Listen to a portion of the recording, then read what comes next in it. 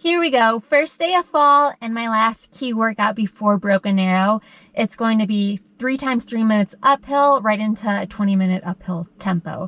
First part is going to be on a gradual road, and then I think the tempo might still start on the gravel road, but then I'll hit single track and it'll become significantly steeper. And the reason I'm doing this workout, well, one, I'm not really trying to gain fitness. I'm trying just to maintain the fitness I've worked hard to build. But more specifically with this workout, sometimes, it's actually gonna stepping back.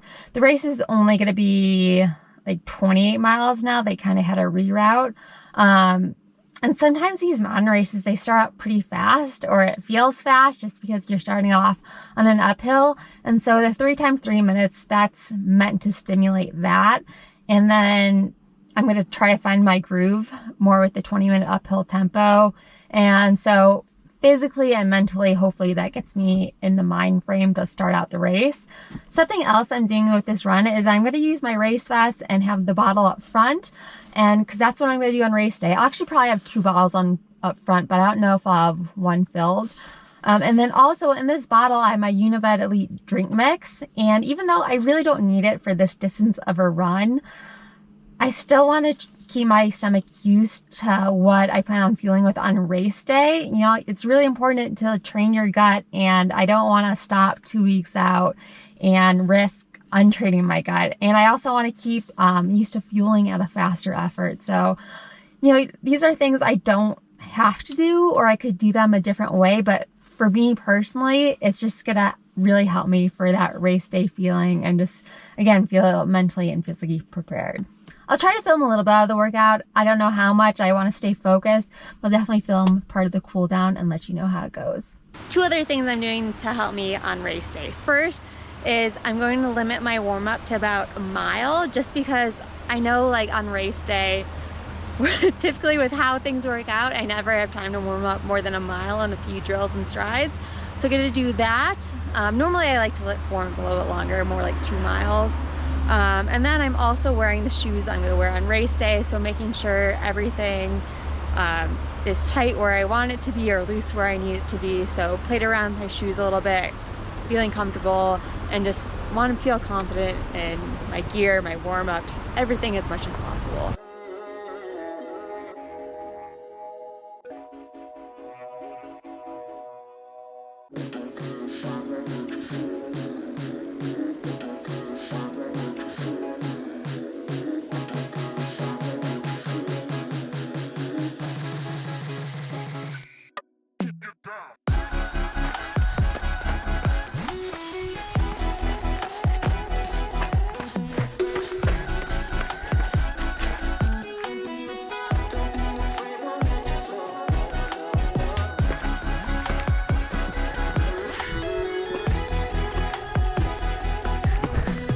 Workout is over.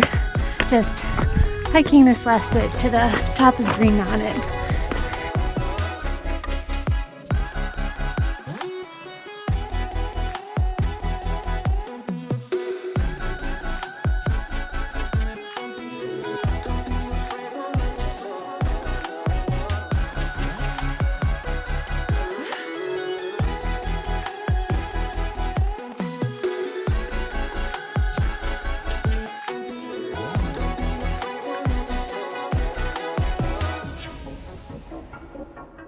Done with the workout, was really happy with how strong I felt, and I also just had a lot of fun with it. It's nice to just have such a beautiful fall day, even though it's hard to let go summer. But yeah, legs felt powerful first, but I know they can feel a lot stronger with a little bit more rest. So the next couple of days will be flat and super easy.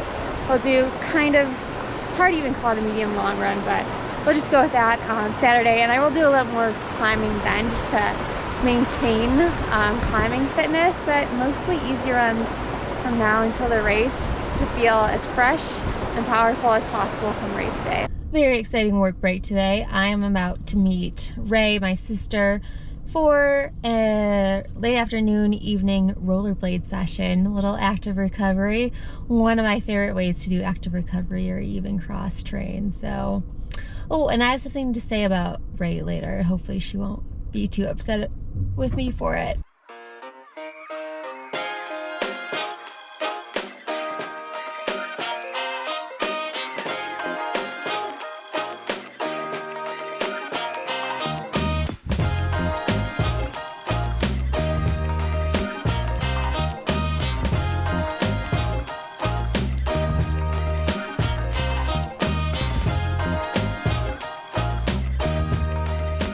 I just love rollerblading. It always brings out this kid-like joy in me, and it's really important to maintain activities like that throughout your life, you know?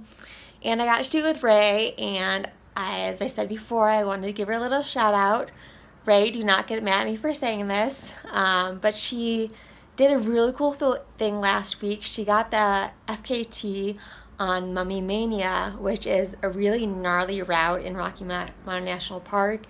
Basically, you link up a bunch of mountains, a lot of class 3 stuff, a lot of route finding, and she crushed the previous FKT. Some good mountain runners have done it. Yeah, she totally crushed it.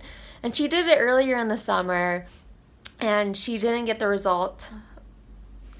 She got a good result in that she went for it in not great conditions, but she didn't get the FKT that time. But she got done and she's like, okay, I know I could do better. I know it was in great conditions. And then a few weeks later, she just absolutely crushed it. So I love that belief in herself. And I'm just proud of her for going for it. She's had a long journey to get back to this point where, you know, she wanted to do something like that. So even if like she didn't get the FKT, I would have been super proud of her, as I always am. She's really just a beautiful person inside and out. And yeah, so props to Ray for just crushing that gnarly FKT route. Very cool. I don't know if you noticed in like the Longs Peak video, but when it gets to like technical, especially like class 3 stuff, like Ray can just dust me on that type of terrain, kind of in this random position because I was sitting here on a stability ball, if you can see. There we go. Folding clothes, and just decided it was a good time to film. Didn't want to forget, but now I have to finish folding clothes. But one other thing I wanted to add for this video, and just like what to do 2 weeks out from a race, is to relax and have fun. Because, you know, this is, sometimes it doesn't start till like a few days before the race, but sometimes it can start like 2 weeks out. You start getting a little nervous. And something I always tell my athletes is like when you get anxiety about a race, it's often because you're focused on things that are not yet in your control. So when you start to feel anxiety, I tell my athletes to go back to the moment, think about what you can't control, and just think about everything that's good in your life right now. And don't pass up the day at hand. Like there's, especially like right now, still like, I don't know, like 9 days out. There's a lot of fun I can have. You know, I'm tapering. I don't want to do too much, but for me, like, also just having fun is sitting down and reading a book for a while. And one thing I've noticed over and over again is the athletes, including myself, when you really put yourself in a stressful situation, it never leads to anything good. Like, a lot of times people get sick, or you just burn a lot of energy worrying about things. And so you really just need to work on training your mind just to have a good time with the day at hand. Again, focus on the controllables, stay in the present moment, think about what's going well right now. And yeah, it can, I mean, everything's easier said than done, but with a lot of practice, it does get a lot easier over time. So a little tip for anyone who gets a little nervous when it gets close to race time. Dinner time. Pumpkin curry tonight, made by Sage. Thanks, Sage. I don't know if you can see him in the background. What are your race tips or pre-race tips, like 2 weeks to 1 week out from a race for other people? Gave you mine. I would love to hear yours. And I also wanted to say, like, thank you for just being the most wonderful YouTube followers ever. You know, sometimes like comment sections of YouTube are a hard place, but I look at my comments and I'm just so impressed with how kind people are. And yeah, just thanks for making social media a better place. Really, truly appreciate all the kind comments. That is it for this video. Thank you so much for watching. Until next time, keep running wild.